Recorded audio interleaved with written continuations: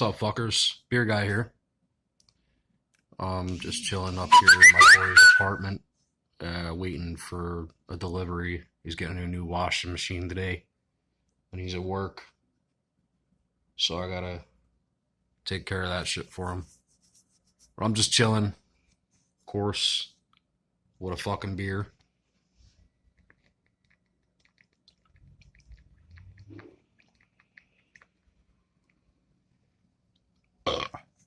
Just started this video up. My luck, the fucking delivery will show up right now.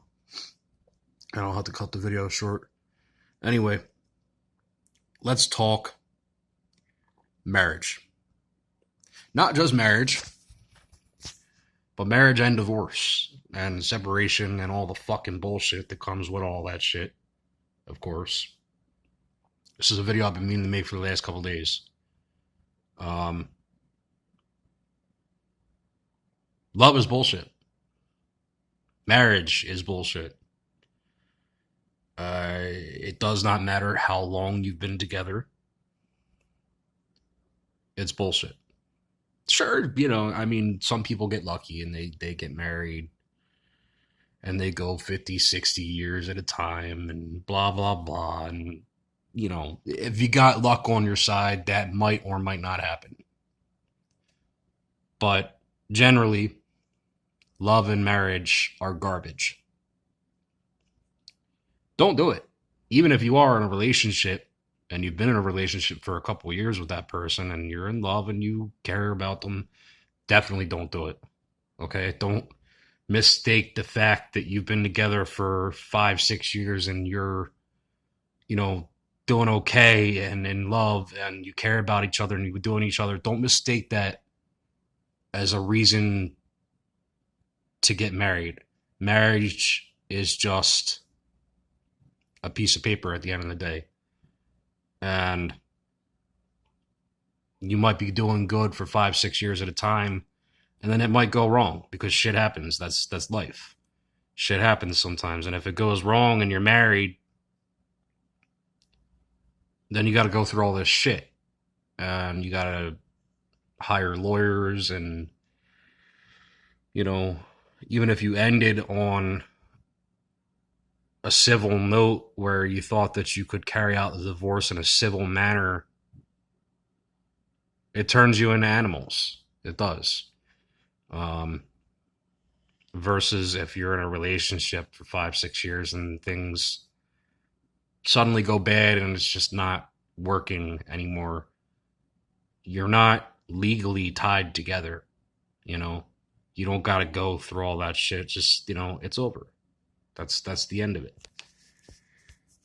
Obviously, of course, if you've got kids, you want to try and work things out to the point where you can at least co-parent from separate residences. But you don't got to deal with the legal bullshit.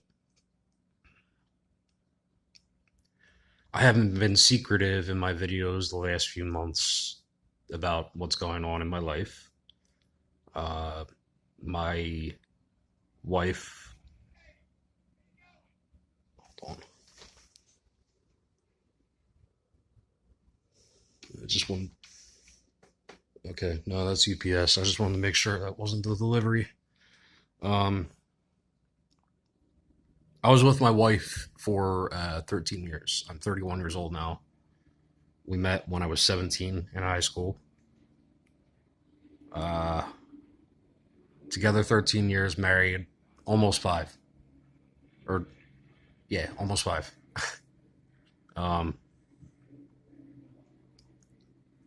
And shit just went wrong. We went through a lot of shit together over the course of that 13 years. My father got arrested in 2011 for a pretty serious charge. Won't go into details, but pretty serious. And at that point, we'd been together for a couple of years, and my family was her family. So that was a pretty big blow to her, too. And then the same thing when my mother got sick shortly after he was arrested. That was a big blow to my wife. And then, of course, when my mother passed away in 2014, it was just as big of a deal to her as it was to me, because my mother was like a mother to her. So, and then inevitably, when my mother passed away, I took custody of my sister, and my wife, still my fiance at that point, stepped up and said she was going to help me, and we. This is where the real message comes in, and I'll explain why. I'll get to the point of why this is the real message, but I never really actually wanted to get married. Um, the whole "it's just a piece of paper" thing has been my mentality for a long time. Um, it's not the fact that shit is over that has developed that mentality. That's how I've always felt. So why did I get married? My wife wanted it really bad, and I had proposed a couple of years before we got married. And at that point, my mentality had been different, where I had been thinking, yeah, this is worth it. And slowly, it just sort of changed. By the time my mother passed away, I didn't really care for it as much as I had 2 years before that. I was comfortable saying that this girl was my partner, my girlfriend. More than my girlfriend, she was my partner. I didn't need the city and the state to step in and justify that and make that official. I didn't need a piece of paper to make that official. But what happened was, when my mother passed away, I took on the house, I took on my sister, and I had a lot of people that started saying it would be easier for her to help me with these things, these legal issues, if we were married. And on top of that, like I said, she wanted it. She wanted to get married. She always had. And I had already proposed. So, in a sense, it would have been wrong for me to turn around and say, look, I know I proposed 2 years ago, but I don't want to get married anymore, but I still want to be with you. That would have been ass walking backwards. I wasn't about to do that, So there was pressure from people saying she can help you better if you're married. There was pressure from her saying, what are we doing about the wedding? And that pissed me off. I'm not going to lie. It pissed me off at the time, because you're talking only 6 months after my mother died. She started pressuring. Not even, actually, it was probably about 2 months after. And it carried out until about, she started pressuring me in November, 2 months after she died. And it carried out until about April, when I finally said, all right, fine, let's set a date. Because we had a small wedding. It was nothing huge. So that pissed me off, because I'm like, it's been 2 months since my mother died. I don't want to even think about something like that. I mean, I'm 25 going on 26 years old. My father's in prison. He can't be at my wedding. My mother is dead. She can't see her son get married. I don't even want to think about it. And she's pressuring me into it. She's like, well, I can't. And I told her too, please just give me some space and some time to think about it. She wouldn't let up. And then I had the people telling me that she could help me better if we were married, pressuring me and whispering in my ear. And by April, I said, all right, let's do it. And I was happy. I'm not going to lie. I was like, I got into the mood. I got into the spirit. I was like, this is cool. It's time. It's time. We've been together for 7 years. It's time. So we got married in August of 2015.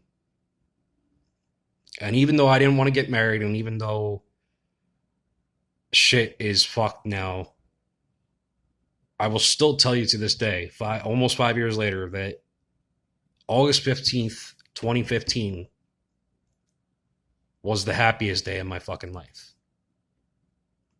I will not lie about it. It was the happiest fucking day of my life. But like I said earlier, shit happens, and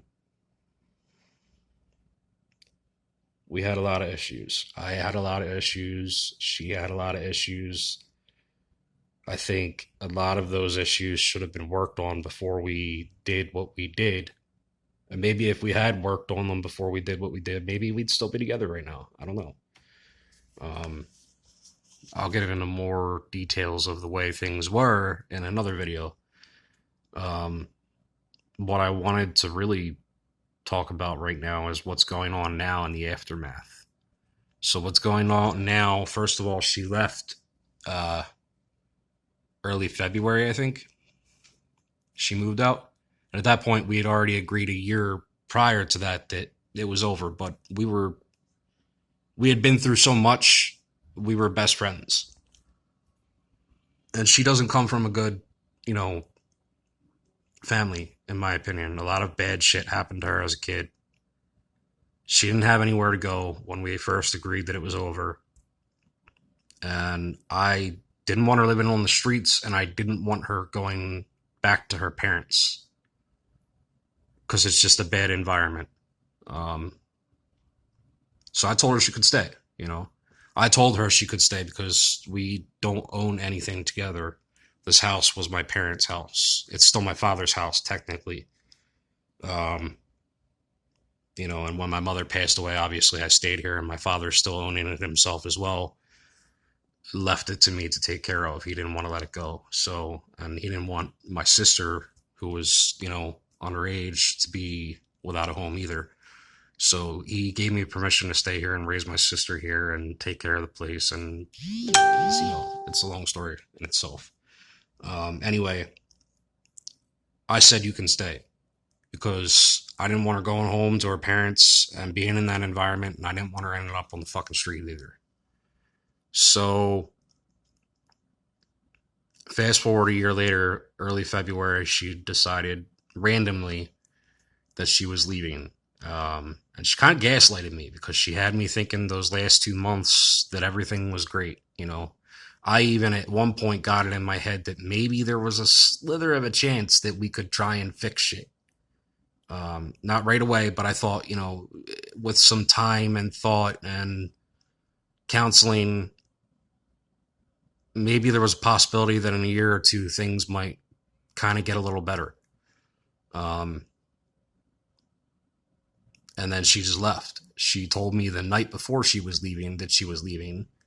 And then I found out that all of our mutual friends and a few people in my fucking family too knew weeks before that she was leaving. I was the only one that didn't fucking know until the night, literally 24 hours before she left. I didn't know until 24 hours that she was leaving. So that sucked. That was a bitch. You know, we didn't fight about it, but we had a conversation about it, and you know, um, as hurt as I was, we still parted ways on good terms. Kept in touch about 2 weeks before I started finding out about more people that knew weeks in advance, and I got pissed. Anyway, let's fast forward a couple months to now to the main point. I haven't spoken to her since February because, like I said, I got pissed that everybody else knew except me until the last second, and I called her out on it. And when I called her out on it, she cut me out. And when I say she cut me out, I mean she deleted me off of all social media. Um, and I'm pretty sure she has my phone number blocked because she hasn't read or responded to any of my text messages, and she won't answer me when I call her. And she has me blocked on Facebook and all that shit. So she cut me out. She keeps in touch with my sister because she kind of helped raise my sister, so I understand that. And I'm not going to be the fucking guy that makes my sister delete her because my sister is only 16 years old. You know, she's the kid in the situation. And I'm not going to put her in the middle of that, and I'm not going to put her on the spot like that. Um, so she won't talk to me. She hasn't talked to me since February. Maybe even early March, I think it was. Um,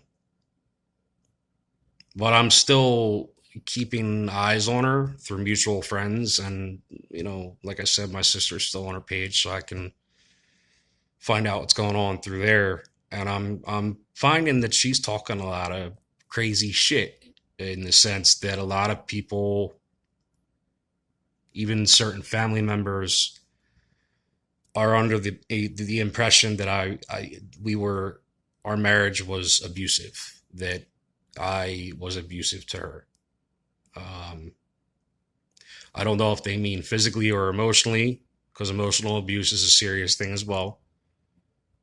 I think they're talking about emotional abuse because we used to get into some arguments. I don't even know if you can call them arguments, actually. It was more like I would go to point out issues and address them and hope that we could have a conversation about them and get frustrated. And she would just sit there and stare into space. And that would piss me off. And I would end up ranting and just going on and on and on and on. We could go on for an hour with her just sitting there staring into space and me just letting everything out and telling her everything that I felt. And maybe that was a little fucked up, but what I considered abuse, no. I never laid a hand on her. I would have rather put a bullet in my head than lay a hand on her. And the shit that I said in my mind does not register as emotional abuse either. It never will. You cannot convince me that I was emotionally abusive to that woman. I loved her. And like I said earlier, I had the impression that, the last 2 months that we were together, that maybe we could even try and save it. Um, and I think that I left enough hints that I felt that way, and she just didn't care. She also gaslighted me when she left in the sense that she told me we would stay in touch and that, we could hang out and all kinds of shit. In the 2 weeks that we did stay in touch after she left, we never hung out once. Um,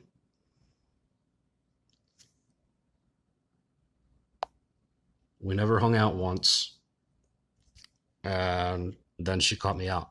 So she kind of gaslighted me there too.